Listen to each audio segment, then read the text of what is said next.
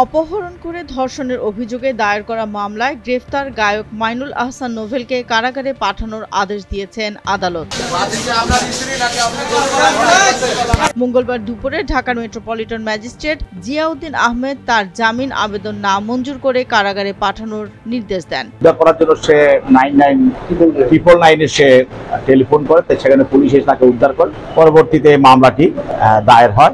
এর আগে সোমবার রাত 2টার দিকে রাজধানী ডেমরা স্টাফ কোয়ার্টারের বাসা থেকে তাকে গ্রেফতার করে পুলিশ। মামলার তদন্ত কর্মকর্তা ডেমরা থানার পুলিশ পরিদর্শক মুরাদ হোসেন তাকে কারাগারে আটক রাখার আবেদন করেন। আমরা বিয়ের কাগজপত্র আজকে দাখিল করতে পারিনি, কারণ ইনস্ট্যান্ট আসামিকে ধরে নিয়ে আসলে আমরা যোগাযোগ না করতে পারি এবং কাবিননামা সংগ্রহ করতে না পারে আমরা দাখিল করতে পারিনি। তো আমরা বিজ্ঞ আদালতে সাবমিট করেছিলাম যে বিগত যে কোনো শর্তে যদি জামিন দেয়, আমরা পরবর্তী ধার্য তারিখ পর্যন্ত কিংবা আমরা সংসার করব এই শর্ত, তাহলে আমরা বিজ্ঞ আদালতের কন্ডিশন কমপ্লাই করব। ভুক্তভোগী ইডেন কলেজের শিক্ষার্থী নিজে বাদী হয়ে নোবেলের বিরুদ্ধে অপহরণ, জিম্মি করে বিয়ের প্রলোভনে 7 মাস ধরে ধর্ষণের অভিযোগে মামলা দায়ের করেন। বর্তমানে ওই শিক্ষার্থীকে ঢাকা মেডিকেলের ওয়ান স্টপ ক্রাইসিস সেন্টারে চিকিৎসা দেওয়া হচ্ছে।